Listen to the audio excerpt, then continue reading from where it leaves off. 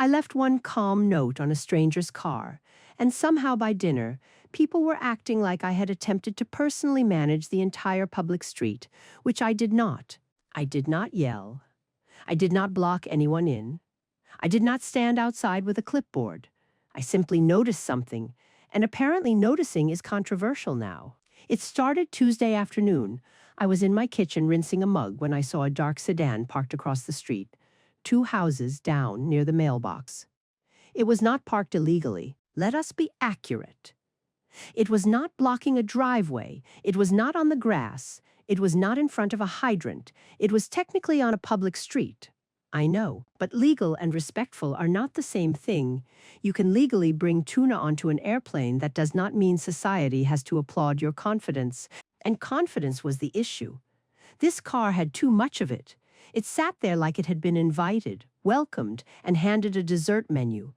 No hesitation, no guest energy, no little "I'm new here, let me be mindful" angle. It looked settled, too settled. I said to my husband, Dan, "There's a car outside."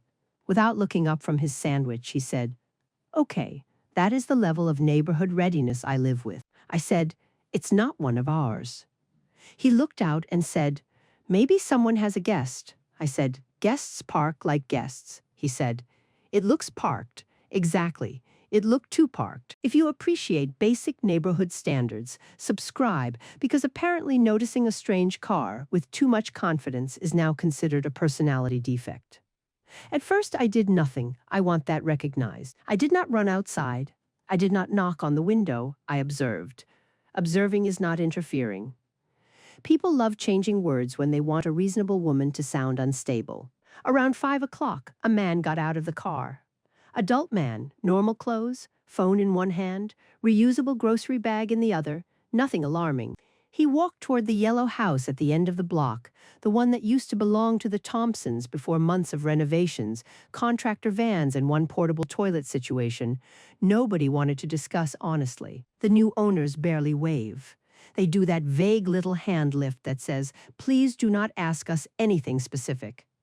And now someone connected to them had arrived and parked like the curb had personally reserved his place. By 5:30, I decided the mature solution was a note. A note is not aggression. A note is the opposite of aggression. It allows someone to receive feedback privately, without a public scene. I could have spoken to him directly, and then people would call me confrontational. I could have done nothing, and standards would continue dissolving quietly. So I chose the middle path, which people claim to admire until I use it. I took a clean index card. "Presentation matters," I wrote. "Hi there. Friendly reminder that residents on this street try to park with consideration for mailboxes, sightlines, and neighborhood flow. Thank you." That was it. No insults, no all caps. I did underline consideration, but only once, which I think shows restraint. I walked outside, placed the note under his windshield wiper, and came back in. Calmly, neatly, civilized, Dan said, "Did you just put a note on that car?" I said, "I provided written guidance." He said, "On a stranger's car." I said, "On a community issue." He said, "It's a public street." There it was again, the laziest sentence in America. Tell me in the comments, because I genuinely want to understand when public street became a magic phrase that cancels every possible standard of consideration. About 15 minutes later, the man came back out. He saw the note. He read it. He looked around. Now, I was not hiding. I was in my kitchen. That is my kitchen. If my window faces the street, that is architecture, not misconduct. He read the note again. Then he laughed. Not politely, not nervously, a full shoulders-moving laugh, like he had discovered a charming artifact from the Museum of Women Who Notice Things. Then he took out a pen, wrote something on the back of my note, tucked it under his own windshield wiper, got into the car, and drove away. But he left the note there, so naturally, once he was gone, I retrieved it. It was my index card, my ink, my labor.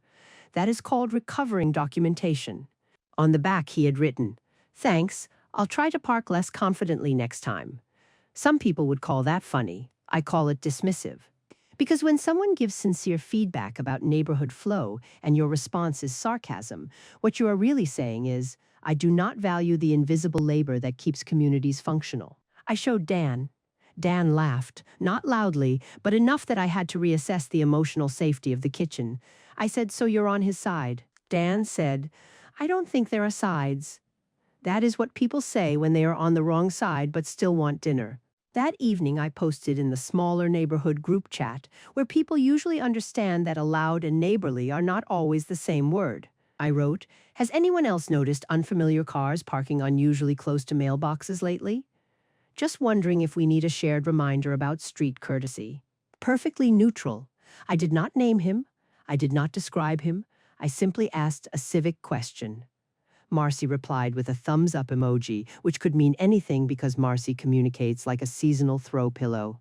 Rebecca wrote, "Guests are allowed to park on the street. Easy for Rebecca to say from a corner lot. Nobody parks near her house unless they are lost or avoiding commitment." Then Brian, who has rented the blue house for only 11 months, wrote, "This feels maybe not like a big deal."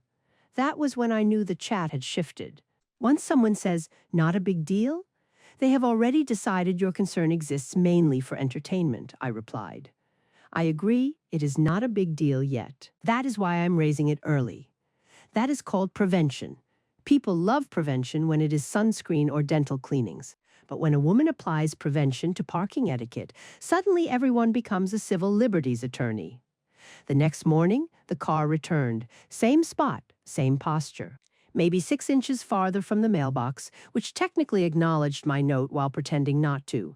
That bothered me more than if he had ignored it, because half compliance is a clever way to make the person who noticed look unreasonable. The man got out, saw me through the window, and waved, a cheerful wave, not an apology wave, a wave that said, "We are both enjoying this," when we absolutely were not both enjoying it. I waved back because I was raised correctly.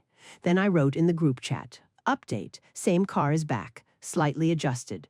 So clearly the note was understood. Brian replied, "Wait, you left a note?" And suddenly everyone became very interested. That is what bothered me. The issue was parking. The issue was street flow. The issue was a stranger treating our curb like his personal arrival carpet. But the second people learned I had taken initiative, the issue became me. Rebecca asked what the note said, so I typed it out exactly because I had nothing to hide. Brian sent a laughing emoji, not a sentence, not a counterpoint, a little yellow face crying sideways. This is the civic decline I'm talking about. If you think there is a difference between legal and respectful, hit the like button, because apparently that idea is controversial now. Later that afternoon, I went to get the mail, and the man was outside near the yellow house carrying a box. I decided this was a good opportunity for a calm sidewalk conversation. Not a confrontation, a conversation. I said, "Hi, I'm the person who left the note." He smiled and said, "I figured," friendly, but too amused. I said, "I wanted to make sure you understood where I was coming from." He said, "You want me to park less confidently." So we were repeating the joke. I said, "No, I want people to be mindful of the neighborhood." He said, "I'm helping my sister move in." That context would have been useful before I had to become the only person asking basic questions. I said, "That's wonderful. We love new neighbors who respect the existing rhythm." He said, "I'm not blocking anything, again, legal minimalism." I said, "Technically, yes, but there is also the matter of tone." He looked at me and said, "The tone of my parked car?" And I admit, out of context, that sounds silly. But tone exists in more than words. A slammed cabinet has tone. A chair dragged across tile has tone. A car placed without visible humility has tone. Adults know this. He said, "I think it just gives parked." That was when I realized he was not receptive. By the time I got home, Brian had already written in the group chat, "Apparently the car has tone now." Rebecca said that was hilarious. Marcy sent laughing emojis and a picture of her dog in a laundry basket because apparently her dog is now the town mediator. I wrote, "Mocking the language does not erase the underlying concern." Brian replied, "What concern?" Imagine watching someone articulate a concern for 24 hours and then asking what the concern is. That is not confusion, that is strategy. Later, I walked past the yellow house because the sidewalk route simply goes that way unless you cross twice, and I should not have to alter my path because other people lack nuance. The new neighbor was outside breaking down boxes. She smiled and said, "Hi, I'm Jenna." I think we got off to a weird start. That was generous of her to say we, because technically I had been consistent and everyone else had made it weird. But I said, welcome to the neighborhood. She said, my brother told me about the note. I said, I'm sure he did. She laughed softly, not cruelly, but in a way that suggested I had already been placed in a category. Then she said, he parks like that everywhere. He's just a little oblivious. And there it was. Oblivious, the exact thing I had identified from the beginning. I said, that's all I was saying. She said, I get it. But he wasn't trying to be rude. I said, intent is lovely, but impact still has a mailbox. She blinked. Possibly because that was a good sentence. She said they would be more careful, and I appreciated that. A normal conversation. Calm, productive, adult. Did she apologize for the group chat turning a legitimate concern into entertainment? No, but apparently we are not measuring that. The next morning when I opened the kitchen blinds, the car was there again, perfectly parked, completely respectful, annoyingly flawless, and somehow that made me look worse. If he had kept parking badly, eventually people would have seen my point. But by correcting the behavior after mocking me, he created a version of events where everyone could say, see? No problem. That is not justice. That is reputation laundering through curb awareness. Now everyone waves at him. Marcy waves.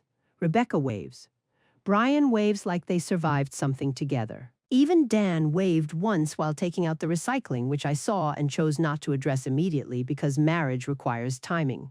The man waves at me too. Cheerfully, like we are friends because I improved his parking. That is the part nobody wants to admit. My note worked. The spacing improved.